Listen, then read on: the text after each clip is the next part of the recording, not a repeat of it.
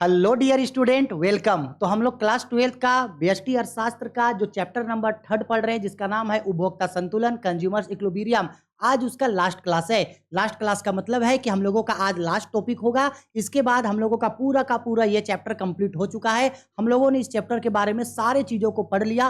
Total इस chapter के ऊपर 7 से 8 वीडियोज आया है। अगर आपने अभी तक उस वीडियोज को नहीं देखा है तो देख लेना। और हाँ, इस वीडियो में मैं आप लोगों को क्या करूंगा, ये लास्ट टॉपिक को समझाऊंगा। इसके बाद एक और सेपरेट वीडियो लेकर के आऊंगा, जिसमें मैं आप लोगों को इस चैप्टर से रिलेटेड मोस्ट इंपोर्टेंट जो थ्योरेटिकल क्वेश्चन है, वो थ्योरेटिकल क्वेश्चन दे दूंगा, जो आप लोगों को एग्जाम में पूछेगा। और आपने अगर उपभोक्ता संतुलन इस पूरे चैप्टर के जितने भी वीडियोज हैं, अगर उनको एक एक चीज को देखा और अच्छे से समझा है, तो जितना भी क्वेश्चन हम आप लोगों को पूछेंगे, जो एग्जाम में पूछा जा चुका है, प्रीवियस ईयर क्वेश्चन पेपर में पूछा जा चुका है आप लोग का, बिहार बोर्ड में भी पूछा है, झारखंड बोर्ड में भी पूछा है, यूपी बोर्ड में भी पूछा है, तो आप सभी स्टूडेंट उन सारे सवालों का जवाब दे सकते हो। चलो स्टार्ट करते हैं आज के सेशन को। तो बोल रहा है हम लोग पढ़ेंगे बजट सेट के बारे में आज। बजट क्या है, बजट सेट क्या होता है, बजट रेखा क्या होता है, कीमत रेखा क्या होता है, बजट सेट के अंतर्गत उपभोक्ता संतुलन की स्थिति में कैसे आता है, इन तमाम टॉपिक के बारे में आज हम लोग इसमें पढ़ेंगे। अब ध्यान से समझना। सबसे पहले समझ लो बजट सेट क्या होता है। तो भाई बजट सेट का मतलब सिंपल है, एक उपभोक्ता का बजट सेट वस्तुओं के उन सभी संयोगों के समूह को बताता है जिन्हें एक उपभोक्ता अपनी दी हुई आय एवं वस्तुओं की कीमत के साथ खरीद सकता है। दूसरे शब्दों में कहें तो बजट सेट से आशय एक ऐसे मौद्रिक विवरण से होता है जिसमें एक उपभोक्ता के आय एवं वस्तुओं की कीमतों को दर्शाया जाता है जिसे वह निकट भविष्य में खरीदना चाहता है। यानी कि सिंपल है, बजट सेट का मतलब होता है कि हम एक उपभोक्ता है, एक आदमी जितना पैसा कमाता है, हम जितना पैसा कमाए हैं, ठीक है, हम अपने इन पैसे को किन किन चीजों पे खर्चा करेंगे, उसका एक लिस्ट तय करेंगे। अगर मान लो कि हम अगर सपोज एक महीना में हम 10,000 रुपया कमाए हैं, तो इन 10,000 रुपया को हम किन किन चीजों में हम आने वाले समय में खर्च करेंगे, ये 10,000 रुपया को किन किन चीजों में खर्च करेंगे, इसके लिए हम एक विवरण बनाएंगे ना, और उसमें सब चीज को लिखेंगे, इसमें इतना खर्च करेंगे, इसमें इतना, इसमें इतना। तो यही चीज मेरा क्या कहलाता है, यही चीज मेरा कहलाता है बजट सेट। आया समझ में? हर उपभोक्ता जितना भी पैसा कमाता है, वो जरूर ये सोचता है कि वो अपने पैसे को किन किन चीजों में खर्च करेगा। यही कहलाता है बजट सेट। क्लियर? इससे ज्यादा और बजट सेट के बारे में कुछ नहीं जानना है। और हाँ, हम चाहें तो हम अलग अलग चीजों के लिए बजट बना सकते हैं। उन बजटों को अगर हम बनाते हैं तो उनमें उसके बाद जितने भी बजट को हम बनाए हैं, उसमें से जो बजट मेरे लिए सबसे ज्यादा अच्छा है, हम उस बजट को खरीदेंगे नहीं, मतलब उस बजट को हम सिलेक्ट कर लेंगे। आया समझ में? जैसे सपोज कर लो कि मान लो मेरे पास 10,000 है और 10,000 से हम मोबाइल खरीदने के लिए गए हैं, और एक को हमको अच्छा सा मोबाइल सेट चाहिए, लेकिन मार्केट में बहुत सारा मोबाइल फोन है, बहुत सारा मोबाइल फोन का ऑप्शन है। तो मेरे 10,000 रुपया में मेरे लिए जो सबसे अच्छा सेट होगा, हम उसको ले लेंगे। That is called budget set. यानी हम अपने पैसे को कहाँ खर्च करेंगे, इसके लिए जो हम विवरण तैयार करेंगे, वही होगा मेरा बजट सेट। क्लियर है? चलो अब आगे बढ़ते हैं और जानते हैं बजट रेखा या कीमत रेखा का मतलब क्या होता है। यह भी बहुत इंपॉर्टेंट है। बजट रेखा या कीमत रेखा किसको बोला जाता है, समझिए।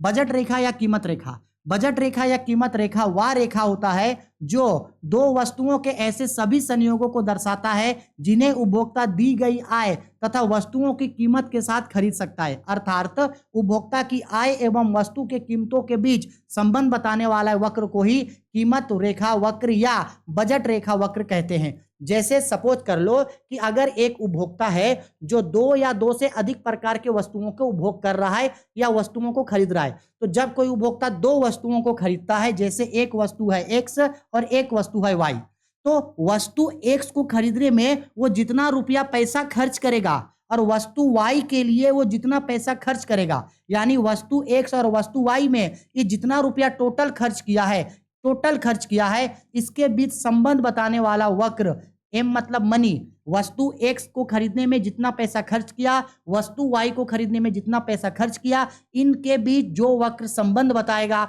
उसी को हम लोग बोलते हैं बजट रेखा वक्र या कीमत रेखा वक्र। फॉर्मूला होता है P X into X plus P Y into P is equal to M. Dot का मतलब है इंटू। अब px का मतलब क्या होता है, तो देखो पहले m का मतलब क्या होता है। m का मतलब होता है उपभोक्ता की कुल आय। कुल आय का मतलब इनकम, उपभोक्ता का ये इनकम है, इतना रुपया टोटल है।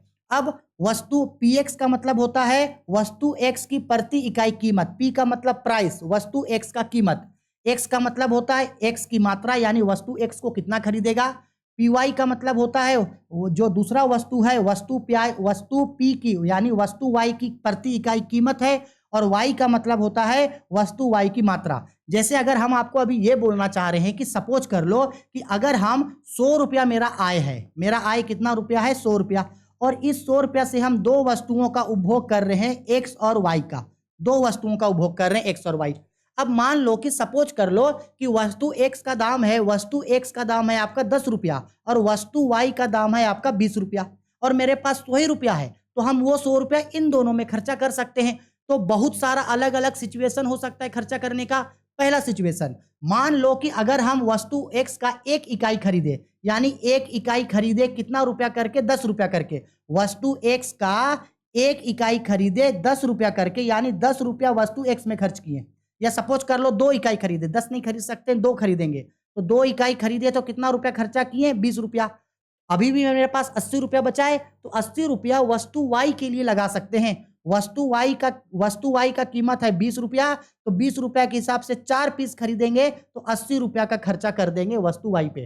तो जब कोई उपभोक्ता अपनी आय पे दो वस्तुओं का क्रय कर रहा है तो दो वस्तुओं के बीच संबंध बताएगा, यही वक्र कहलाता है आपका बजट वक्र या कीमत रेखा वक्र। मेरे पास पैसा है, हम दो वस्तु में कितना कितना रुपया खर्चा करेंगे, इन सामान में कितना खरीदेंगे, इसमें खरीदेंगे कितना। मेरे पास पैसा है, हम दो सामानों पे पैसा खर्च करना चाहते हैं। एक हम सपोज कर लो कि एक खर्चा हम करना चाहते हैं, जैसे मेरे पास पैसा है, हम खरीदना चाहते हैं तेल और खरीदना चाहते हैं चावल, दो सामान। तो भाई तेल कितना खरीदेंगे और चावल कितना खरीदेंगे, इसके बीच जो वक्र संबंध बताएगा वही कहलाता है बजट रेखा वक्र या कीमत रेखा वक्र। ठीक है, अब देखो एक एग्जाम्पल के थ्रू इसको समझते हैं, इसको अच्छा से समझना। माना कि उपभोक्ता की आय 500 रुपया है, एक उपभोक्ता है, ठीक है, उस उपभोक्ता का आय कितना है, ध्यान से समझना, उपभोक्ता का आय 500 रुपया है, 500 रुपया उपभोक्ता का आय है। वह दो वस्तु एक्स तथा वाई का उपभोग कर रहा है, और ये 500 रुपया में वो दो वस्तुओं का उपभोग करेगा, किसका किसका, एक्स और वाई का उपभोग करेगा, जिनकी प्रति इकाई कीमत क्रमशः 50 रुपया और 100 रुपया है। यानी वस्तु एक्स का कीमत है 50 रुपया और वस्तु एक्स का प्रति इकाई कीमत है 100 रुपया। यानी सपोज कर लो वस्तु एक्स में कोई सामान है जिसका एक कीमत का दाम है 50 रुपया एक पीस का, और वस्तु वाई का एक पीस का दाम है कितना रुपया, 100 रुपया। अब आपको बताना है कि वो कैसे कैसे अलग अलग चीजों को खरीद सकता है। तो सपोज कर लो ये हम लोगों का हो जाएगा पहला संयोग, यहाँ पे संयोग को ए नाम दे देंगे। पहला संयोग क्या हो सकता है हम लोगों का, ध्यान से समझना। अगर वस्तु एक्स का कीमत 50 रुपया और वस्तु वाई का कीमत 100 रुपया है, तो ऐसा हो सकता है कि हम वस्तु एक्स को कुछ ना खरीदे, वस्तु एक्स को 0 रख दे, वस्तु एक्स को क्या रख दे 0। अगर वस्तु एक्स को हम 0 रखे हैं तो मेरे पास पूरा 100 रुपया बचा है, तो वो पूरा का पूरा 100 रुपया हम इस पे लगा सकते हैं खरीदने पे, और 100 रुपया के हिसाब से इसमें हमको कितना सामान मिल जाएगा, कितना पीस मिल जाएगा हमको सामान, 5 पीस मिल जाएगा। देखो ना 5 पीस नहीं मिलेगा, 5 पीस मिलेगा 100 रुपया के हिसाब से, तब ना मेरा पैसा खर्चा होगा 500 रुपया, 500 रुपया है। आ रहा है समझ में। अगर मान लो ऐसा भी हो सकता है वस्तु एक्स को खरीदने में हम 2 रुपया खर्चा कर दिए, 2 रुपया का मतलब है 50 रुपया के हिसाब से इसमें हम 50 रुपया एगो का दाम था, 2 पीस खरीदे। देखो हम यहाँ डायरेक्ट समझा रहे हैं, वस्तु एक्स का कीमत 50 रुपया है, वस्तु वाई का कीमत 100 रुपया, तो वस्तु एक्स को हम कुछ नहीं खरीदे, वस्तु एक्स को 0 रखे, तो मेरे पास पूरा 500 रुपया है। हम वो पूरा 500 रुपया से वस्तु वाई को खरीद सकते हैं। वस्तु वाई का एक पीस का दाम है 100 रुपया और मेरे पास 500 रुपया है, और एक पीस का दाम है 100 रुपया, तो हम इसमें 5 इकाई खरीद सकते हैं, 5 इंटू 100 500। या दूसरा सिचुएशन मेरा ऐसे भी हो सकता है कि हम वस्तु एक्स को खरीदे 2 इकाई, 1 इकाई नहीं खरीद सकते क्योंकि 1 करेंगे तो फूट हो जाएगा, 2 इकाई खरीदेंगे। तो 2 इकाई का मतलब है वस्तु एक्स कितना रुपया करके था 50 रुपया, तो 50 इंटू 2 यानी कि 100 रुपया का वस्तु एक्स में खर्चा कर दिए 100 रुपया, तो अभी 400 रुपया बचा, तो वो 400 रुपया हम वस्तु वाई पे खर्चा कर सकते हैं। और वस्तु वाई एक गो का दाम है आपका 40, एक गो का दाम है 100 रुपया और मेरे पास 400 रुपया है, एक पीस का दाम है 100 रुपया और मेरे पास 400 रुपया है, तो 400 रुपया में हमको 4 पीस मिल जाएगा, यानी 4 पीस हम वस्तु वाई को खरीद सकते हैं। इसके सेम इसी तरीके से अगर हम लोग तीसरा सिचुएशन माने, तो तीसरा सिचुएशन हो सकता है कि वस्तु एक्स का हम लोग 4 इकाई खरीदे, 50 रुपया करके 4 इकाई यानी 200 रुपया खर्चा कर दिए, तो अभी भी 300 रुपया बचा है। तो 300 रुपया वस्तु वाई में लगा सकते हैं। 300 रुपया लगाएंगे, एक गो का दाम है 100 रुपया और 300 रुपया है यानी कि 3 सामान मिलेगा यहाँ। दूसरा आगे नेक्स्ट सिचुएशन ये भी हो सकता है कि वस्तु वाई को खरीदने में हम टोटल 6 रुपया खर्चा कर दे। 6 रुपया एक सामान का दाम है इसका 50, तो 6 पचे 30, 300 रुपया खर्चा कर दिए। अभी भी 200 रुपया है, तो 200 रुपया वस्तु वाई में खर्च कर सकते हैं यानी 2 पीस यहां से सामान ले सकते हैं। डी के बाद हो गया ई, हम यहाँ पे 8 पीस सामान ले सकते हैं। 8 पचे 40, 400 रुपया खर्चा कर दिए। अभी भी मेरा पास 100 रुपया है, तो वस्तु एक्स को एक गो खरीद सकते हैं। या ऐसे भी हो सकता है कि हम इसका पूरा 10 पीस सामान ले रहे, यानी पूरा 10 पीस सामान ले लेंगे 50 रुपया के हिसाब से। 50 इंटू 10 यानी पूरा 500 रुपया वस्तु एक्स में खर्चा कर दिए। अब तो वस्तु वाई के लिए एक भी रुपया नहीं बचा, तो वस्तु वाई को क्या रख सकते हैं, 0। तो देखो अलग अलग स्थिति को बता रहा है। इसी चीज को जिस रेखा चित्र की सहायता से दिखाएंगे उसी को बोलते हैं बजट रेखा या कीमत रेखा वक्र। आया समझ में? अब देखो इसी चीज को एक ग्राफ के थ्रू हम लोग देखते हैं। इस चीज को अच्छा से याद रख लो, नेक्स्ट पेज में यही चीज मिलेगा। ये देखो वही चीज, देखो यहां जो चीज है ये चीज, इसी चीज को देखो यहां बता दिए। अब इसी चीज को जिस ग्राफ से दिखाएंगे वही क्या कहलाएगा, वही मेरा कहलाएगा बजट रेखा वक्र। देखो दिखाते हैं इसको, देखो दिखाते हैं। ये 0 हो गया, ये x हो गया, ये y। यहां पे x को दिखाएंगे यानी 0 1 0 2 4 6 8 2 4 6 8 10 2 4 6 8 10 और यहाँ पे क्या है 5 4 3 2 1। 0 से बढ़ाते हैं तो ये हो जाएगा 1 2 3 4 5 1 2 3 4 5। देखो वस्तु y a 0 था तो ये 5 था, वस्तु x 0 है तो ये 5 है। ये देखो यहाँ पहला पॉइंट मिलेगा। दूसरा पे बोल रहा है ये 2 है तो वो 4 है, देखो ये 2 है तो ये 4 है। जैसे जैसे बढ़ रहा है ये घट रहा है। 2 है तो देखो ये 4 है। इसके बाद ये 4 हो गया तो वो 3 हो गया, 4 हो गया तो देखो ये 3 हो गया।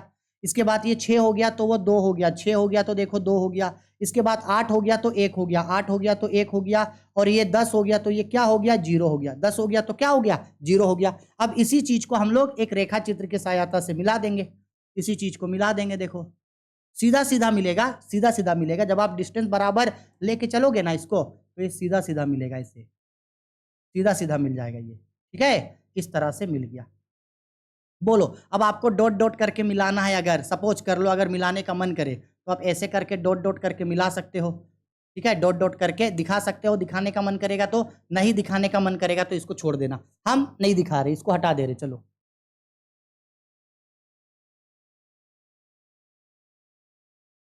एक मिनट रुकना।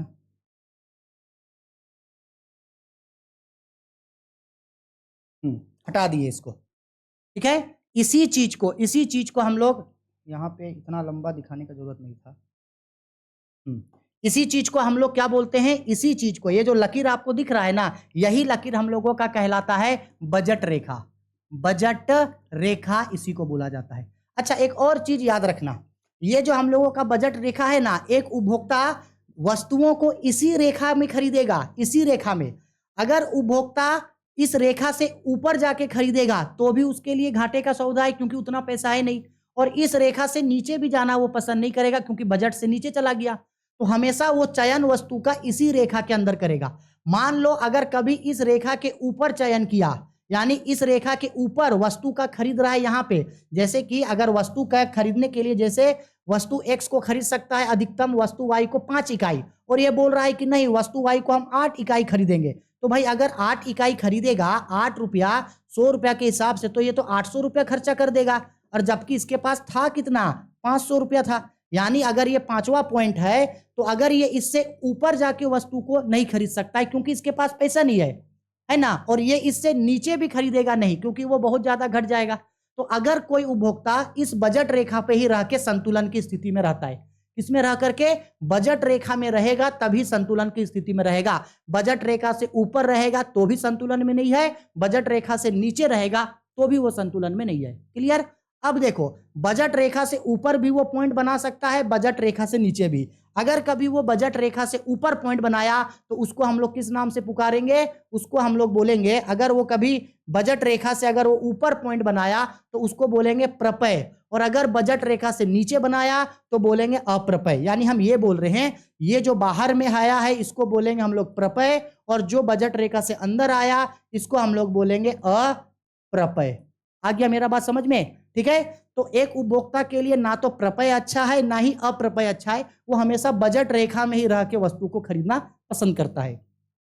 वही देखो बोल रहा है प्रपय क्या होता है, तो ये प्रपय का मीनिंग है यहां, जब बजट रेखा पर आए, बजट रेखा के सीमा के अंदर कोई वस्तु का संयोग बनता है तो उसे प्रपय संयोग कहते हैं। ओहो रुको एक मिनट, गलती बता दिए जी, बजट रेखा के अंदर ना, एक मिनट, बजट रेखा के अंदर है तो प्रपय है, बजट रेखा के अंदर है तो प्रपय, बजट से ऊपर है तो अप्रपय, बजट से ऊपर है तो क्या होगा, अप्रपय होगा। ठीक है, वही बोल रहा है यदि बजट रेखा के ऊपर या बाहर संयोग बनता है तो उसे अप्रपय संयोग कहते हैं। ठीक है, ये देखो इस तरीके से अगर मेरा ये बजट रेखा है, कीमत रेखा बना इस तरह से कीमत रेखा, तो अगर कीमत रेखा के अंदर अगर वो है तो प्रपय बोलेंगे, और कीमत रेखा के ऊपर अगर है तो उसको अप्रपय बोलेंगे। बस इसको याद रखना, कभी कभी शॉर्ट टाइप क्वेश्चन में पूछ देता है कि प्रपय और अप्रपय क्या होता है।